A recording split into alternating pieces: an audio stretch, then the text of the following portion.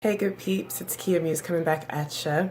I am not in my normal space. I'm in the middle of a cross-country move from LA back to the East Coast. So right now I'm at Grandma's house.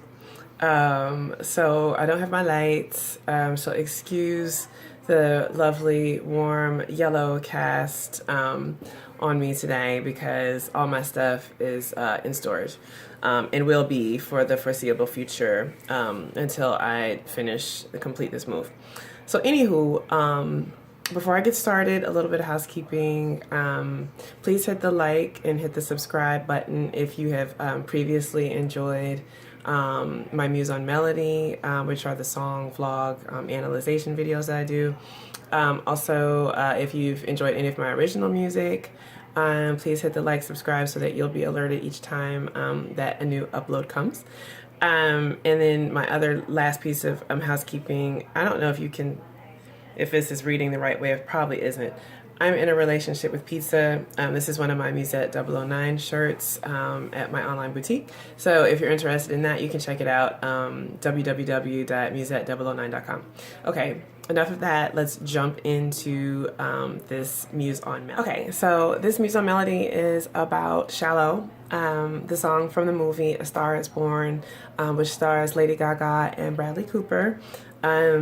I don't probably have to say more about it than that because the movie has dominated every piece of media for the last 6 months. It's been a very long campaign that they've been doing around this movie. They definitely want this movie to win. So we know that it's the fourth version of the film. The first version of the film happened in 1937, second version 1954, and that was the Judy Garland version, which was obviously very well received. A lot of people said that they thought that it was Judy Garland's best performance, and they felt that she was overwhelmingly robbed of the Oscar for her performance in that film. The next one was Barbra Streisand, 1976, with Chris Christopherson, and then this last one, the 2018 version with Gaga and Bradley. I haven't seen the first two. I have seen the Barbra Streisand version. I watched that before I went to go see Gaga and Bradley because I wanted to be able to compare the two. The Barbra Streisand version was not well received by critics. They didn't like it at all. But one song did emerge from that as like a huge mega hit. So I guess it accomplished its purpose in that regard. You know, for me personally, I mean, I love Barbra Streisand, so it was very hard for me to be objective, and I'm not the hugest Gaga fan. So I really did enjoy the Barbra Streisand version, but I also enjoyed this version. I could feel, you know, what it is that they were trying to do. I thought that it was really well acted and directed by Bradley, and I think mostly you know, you could feel what was happening just because you could literally feel what was happening between Bradley and Gaga, and I'll talk more about that later. Yeah, so I guess if we're doing like a battle of the versions, 2018 seems to be the winner. Okay, for this next section, we're going to talk about the live performances. And I usually do this later in the Muse on Melody segments, but I want to start with the live performances because I'm looking forward and anticipating the performance at the Oscars this Sunday. So the first live performance of note for Shallow between Gaga and Bradley was at Gaga's residency in Vegas, and I think the name of her residency is called Enigma, if I'm not mistaken. But anyway, for the encore of her show, she brought out Bradley, and they did a really intimate performance of it. You know, Gaga was kind of like perched below Bradley, and he was above her, and she was literally just gazing up at him as he sang through the first verse. And then, you know, she got into her verse and jumped on the piano and sort of welcomed him in and really drove the rest of the performance home. You know, their harmony sounded amazing. It was just a really sort of like warm and lovely and, like I said, intimate performance. They were, you know, very like booed up, hugged up, you know, at the end. I'm sure like the performance made, you know, all of their fans who are shipping them, and it seems like the world is shipping them right now, it was very encouraging for those people. And I guess it was probably pretty nerve-wracking for their partners and, you know, personal friends who were fans of their individual personal relationships. But I guess that was like a nice little forecast, possibly, to what we might see this Sunday. The next live performance of note was Gaga's performance at the Grammys. She did it alone with the guys who helped her to write and produce the song. And in this performance, you know, she didn't have Bradley, didn't need Bradley. I didn't miss Bradley. Gaga, like, gave a insane, like, a literally nuts performance of the song. She turned it really, I think, into like a rock opera. So, you know, she moved the entire performance. She sort of reminded me of Mick Jagger. She reminded me of like Mick Jagger on stage, and she was hearing like all the subdivisions of the song in her head, and so she was moving like on every beat, every subdivision that like just the regular ear is not hearing. So I was like, okay, she's definitely keyed up. She had on like a bedazzled cat suit, what looked like 6-inch heels. Like I was nervous, like, ooh, girl, don't fall. But she was moving all around. She was swinging her mic stand around, and all that, like, all her energy really made me nervous, like for her her tone and her breathing. But didn't need to be nervous because she was amazing. Like, I didn't watch the Grammys because I'm having my own internal, like, with the Grammys. But I wouldn't be surprised if that was like the best performance of the Grammys, like literally. And I'm not the hugest Gaga fan, like I said, but she did that, like that performance of Shallow, sick. It was just really ridiculous. And so kudos, bravo to Gaga for that. And so now looking forward to this Oscars performance and wondering, like, what are we going to see? We know that it's going to be a duet with Bradley and Gaga. I just read somewhere today that, which was strange to me, they said that Brad is not going to do it in character. I don't imagine that Gaga was going to do it in character either. So we've seen one performance of them together, nice and intimate. We've seen one like rock star performance from Gaga. I'm curious, you know, to see what this Oscars performance is going to be. And their intimacy, I think, always fuels like the curiosity and like people's passion for the song, because people really do feel like they're seeing like a love story play out. The movie, this 6-month campaign with all the press junkets and all of the morning shows literally all across the world, where all they do is sit around and just say all these glowing things about each other every time you see them together. Gaga is holding on to him. This week, people have reported that Gaga's not wearing her engagement ring, and I think her fiance didn't come to the last event that she did, so people are like, ooh, it's over. Who knows? I mean, my personal take on it is that I do feel like Gaga and Bradley are somehow together. I've had enough showmances personally in all my days of performing to know what a showmance looks like. But I feel like they are probably at a place where they can't go public. And it would just, you don't want to like give that away. Like the not knowing is the thing that is fueling the obsession from the fans. So you don't want to, like, it'd be anticlimactic to be like, yes, we're together, and then, like, yeah, they're not going to do that. So if they truly are together, we won't find out until much later. But, you know, we shall see. Okay, so let's get into the specifics of the song. So the song is in G major, and it's 96 beats per minute. Gaga teamed up with Mark Ronson to do the entire soundtrack for the film. And on this particular song, it was her, Mark, a guy named Anthony Rosamondo from Dirty Pretty Things, the band, and then Andrew Wyatt from Mike Snow, the band. And then the song was produced by Gaga and Benjamin Rice. So the song's heard 3 times in the film, but the main performance of it is during the sequence where Bradley's character invites Ali, Gaga's character, on stage with him to sing it. And that scene was filmed in LA at the Greek Theater in front of a bunch of raging Gaga fans. And it's a great scene in the film too. It's really beautiful, the way that Gaga sort of portrays someone who's like not expecting, you know, not mentally like thinking that she's gonna do this thing, and then just, you know, someone who what do they say, like preparation meets opportunity, and she just steps in it and she like beasts the song.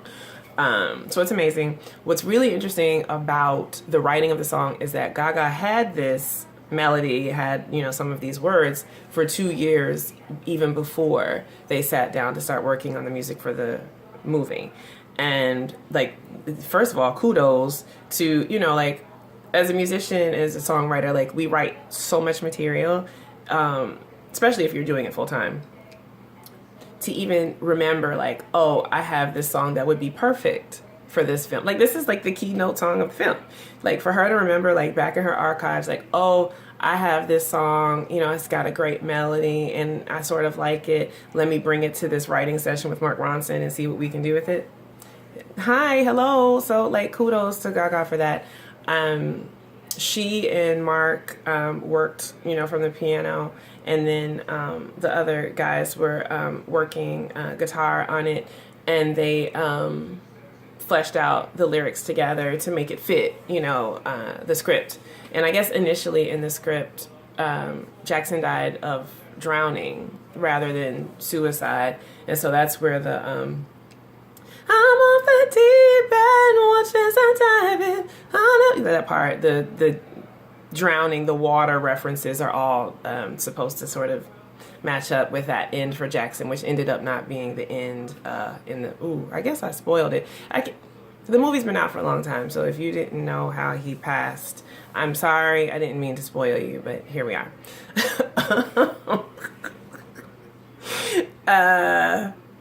Let's talk more about the lyrics. There's a scene where they're in the parking lot, and that's sort of how they begin to get into the lyrics of the song.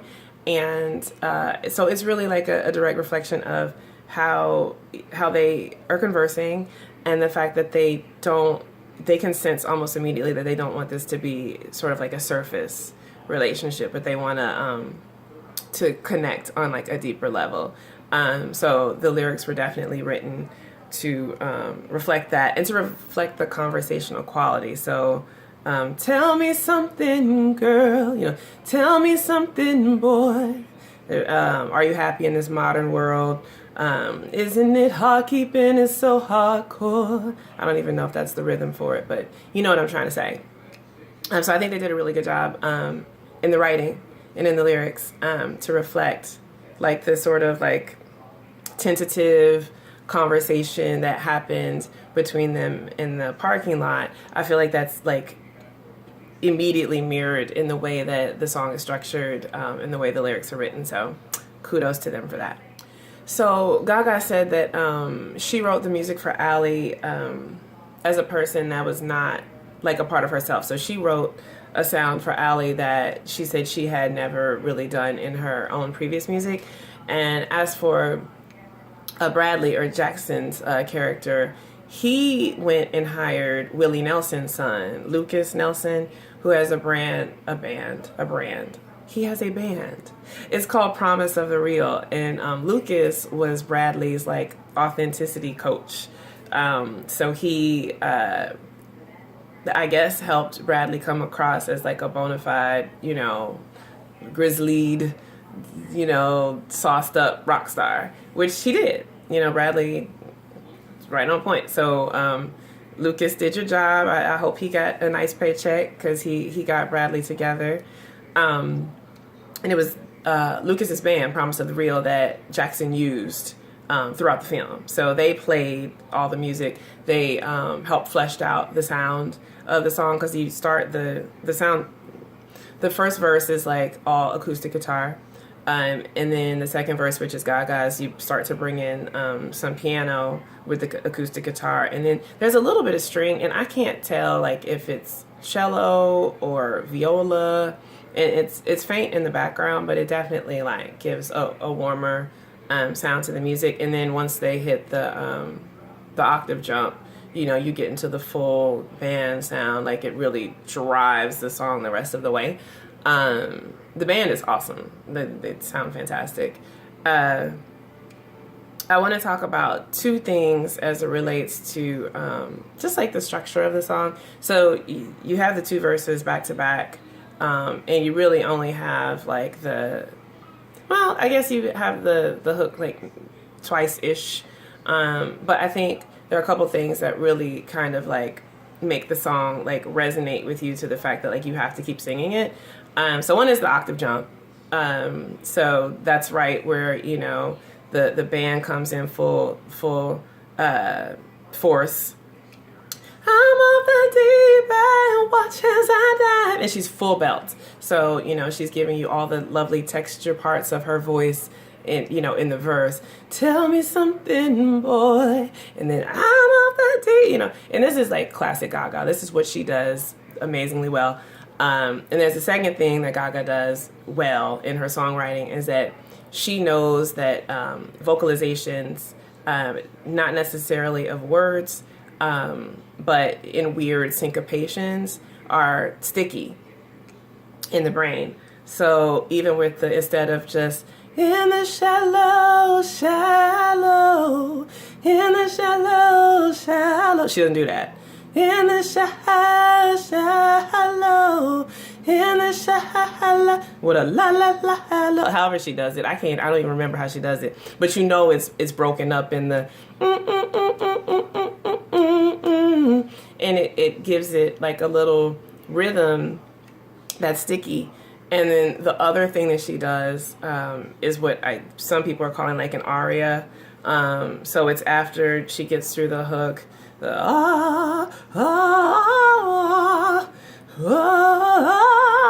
know how she does that. I'm gonna spare you. We're not gonna do a full out belt in this video, but she's really good with that. And if you even think back to like her Bad Romance, Roma, ooh la la, want your bad romance, sticky, right? How many years ago was Bad Romance? Or caught in a bad romance. It's all those kind of vocalizations, the O's, just the vowels, and playing around syncopating vowels is how a good pop song is made. And so a smart musician like Gaga is never going to give you a song without some smart vowel vocalizations. And so I think that those are the things that really sort of pull the song over the finish line. It's already like a beautiful, you know, intimate, transparent song, but those are the things that give it the pop sensibility that keep it from being just a good country-ish song and take it into like more of a pop sort of masterpiece or masterclass. And that's all Gaga. No one else can bring that to the song except her. So kudos to Miss Gaga. In terms of production and recording, it was recorded at East West Studios in Hollywood. I lived and worked at East West Studios for about 3.5 years of my life. I used to work for their software arm, which is called soundsonline.com. So if you're a musician or a producer, you, I'm sure, know about soundsonline.com, or if you don't, you can look them up. East West Studios used to be called Cello Studios, and before Cello, it used to be called United Recorders. It's a very famous music studio with, I think, 5 rooms, but there's like one huge room that's just freaking amazing. You should definitely look up East West Studios, check out their website. It's famous for, you know, recordings from, most famously, the Beach Boys, actually. They did Pet Sounds at Cello. But since 2012, I think East West has the most Grammy nominations of any other music studio in the world.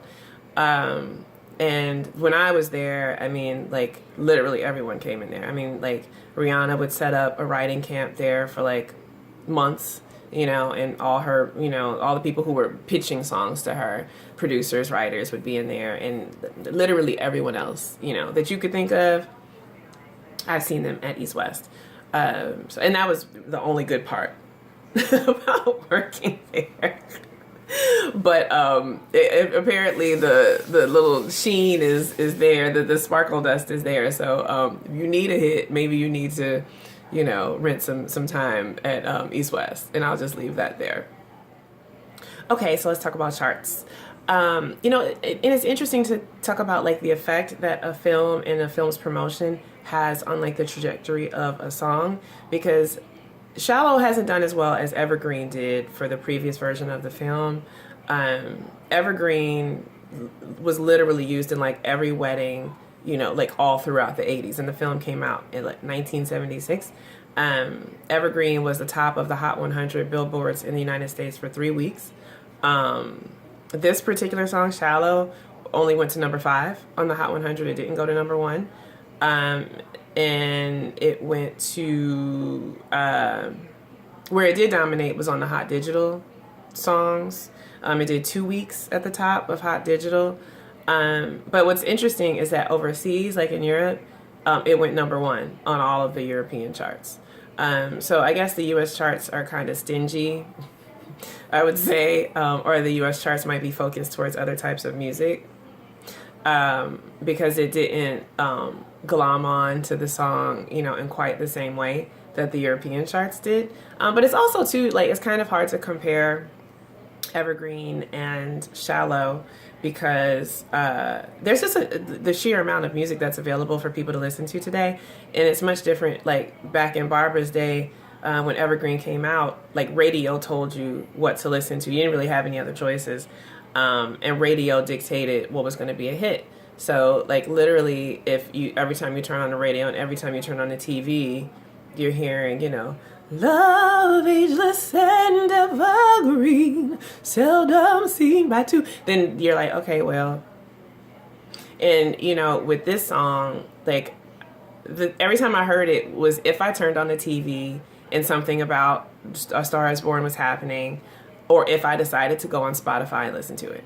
That's when I heard the song. It wasn't, like, inundated on me like Evergreen was inundated on people back in the day. So, it, you know, it didn't do what Evergreen did on the charts, but I would dare say, like, the songs are probably comparable. I don't know how Barbra Streisand would feel about that, but this is just my opinion.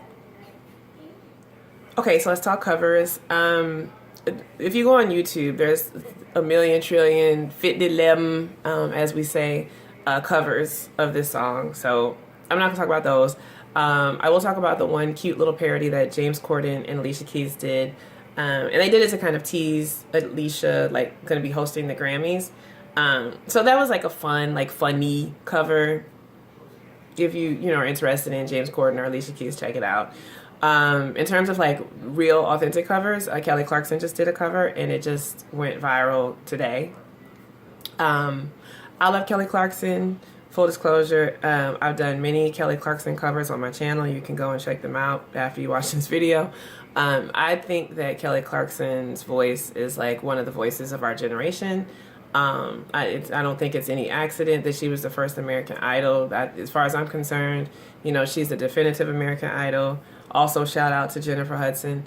But what I will say about Kelly's cover of this particular song, and maybe it's just the diva in me, I thought it was slightly disrespectful for her to do that cover and have it go viral in this particular week, because it is Oscars week, and I feel like it's Gaga's week to own the song. And you know, and Kelly knows what her audience is, right? So, like, had she sung it better than Gaga, it would have kind of been like, and she even, like, prefaced it by talking about, like, competition between artists, but that she was just a big fan. And I can appreciate, I'm sure she is a big fan. I just wish that she had waited a week to do the cover after this Oscar week was over. That said, I mean, I didn't think that Kelly's cover was great, and I was surprised, because Kelly has, like I said, I think one of the best voices of our generation. I love her much more as an artist than I love Gaga, but she didn't. I felt like she was afraid of the song, and so she was, like, backing up off of the song, and because she was backing up off of the song, she was under the notes for most of the cover. So she was just, like, slightly flat the entire time, or at least when she got into the belty parts. The more tender parts were fantastic, but when she got into the belty parts, it just wasn't quite there. And so I was just confused. I don't know. I was just confused. But you know, whatever, you can't win them all. She didn't win this one. The song is still Gaga's song. Listen, after Gaga's Grammy performance, really no one else needs to sing the song. No one else needs to sing it. No one else needs to perform it. She totally put her entire foot into the Grammy performance. So I'm not going to be looking for any more shallow covers. You know, God bless if y'all want to do one, but Gaga's version, as far as I'm concerned, is definitive. Only solo. The end. Okay, so the last thing that I like to talk about with any song that I do a Muse on Melody for is the For the Culture rating. Now this one is interesting because typically my For the Culture ratings are specific. You know, For the Culture is a term that is usually related to hip hop culture, black culture. So in hip hop and black culture, I don't see that the song has had a deep amount of resonance. I mean, I do know like almost all my friends have seen the film and enjoyed it, and you know, it sort of stopped there. It wasn't like the way that people felt about Black Panther and, you know, SZA and K-Dot, you know, and their duet and, you know, just all the songs that were spawned from the Black Panther soundtrack. I haven't felt that in the culture. But if we want to talk about For the Culture rating for the culture at large, you know, the human culture, I would say that the song ranks really high. And I would say that in particular, you know, it's just about the fact that, you know, it's a sonically beautiful song. You know, just when you hear it, just those opening chords, the vocal tones, the build, like, you know, the crescendo, the octave jump, the full band, like it takes you someplace. You go on a trip with the song. And then, you know, like what's interesting is like, even though like it, you know, I haven't seen it really resonate, you know, with like, you know, hip hop culture. You know, I was at my cousin's house, you know, Super Bowl Sunday, which was what, like 2 weeks ago. And my cousin, you know, he's a 40-something black man. He was playing the song on repeat while he was frying chicken for the Super Bowl. And I was just like sitting at the little kitchen island like, this is interesting. He was like, do you like this song? And I was like, yeah, I like the song. You know, so like, you know, I sang the song many times in a row because that was what he was feeling on that day. So I think the song, and for him, like he is sort of like he's a relationship focused person. So it's not shocking to me that that song would like resonate with him. But I think that's why, you know, in a human culture sense, like the song does, like it moves the needle because people were able to feel whatever Gaga and Bradley were feeling when they recorded it at the Greek. That carries, like it's heavy and it carries in the song emotionally and sonically. So so for that reason, I think the song scores very high on the for the culture rating, and I think our playlists are better for having it. And with that, I want to thank you for tuning in to another episode of Muse on Melody. Like I said, please like and subscribe if you enjoyed this and you want to see more.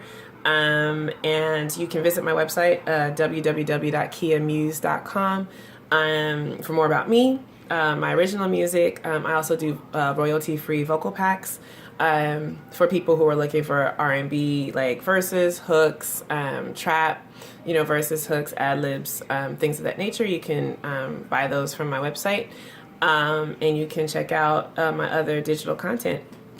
So until next time, everyone take care, and I will see you soon. Peace.